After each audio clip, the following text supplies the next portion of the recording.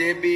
এক্কা ডাঙৰীয়া, এই বিভাগৰে আয়ুক্ত সচিব শ্ৰী লক্ষ্মণন ডাঙৰীয়া, উপস্থিত যুৱক যুৱতী, বন্ধু বান্ধৱীসকল আৰু সুধীবৃন্দ, আমি সকলোৱে মনত পেলাম যে 2023 চনৰ 23 ছেপ্টেম্বৰ তাৰিখে আমি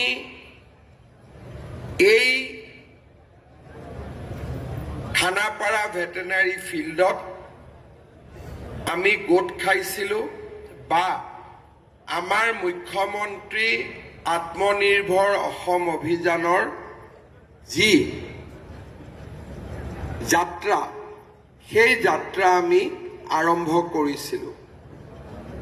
সিদিনাখন আমি 25,277 গৰাকী উদ্যমী যুৱক যুৱতীক প্ৰথম কিস্তিৰ ধন আমি আগবঢ়াইছিলোঁ।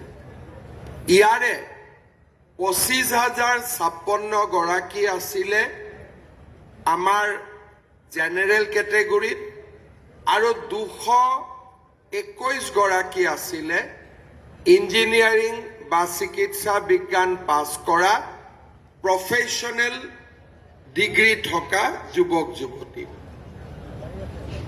এই আঁচনিখনৰ হিতাধিকাৰী নিৰ্বাচন কৰোঁতে এটা গুৰুত্বপূৰ্ণ দিশ আছিল যে 25,000 হিতাধিকাৰীৰ ভিতৰত 26% আছিলে আমাৰ নাৰী শক্তি, অৰ্থাৎ 6,550 গৰাকী যুৱতীয়ে এই আঁচনিৰ দ্বাৰা প্ৰথম আৰু দ্বিতীয় কিস্তিৰ ধন লাভ কৰিবলৈ সক্ষম হৈছিলে।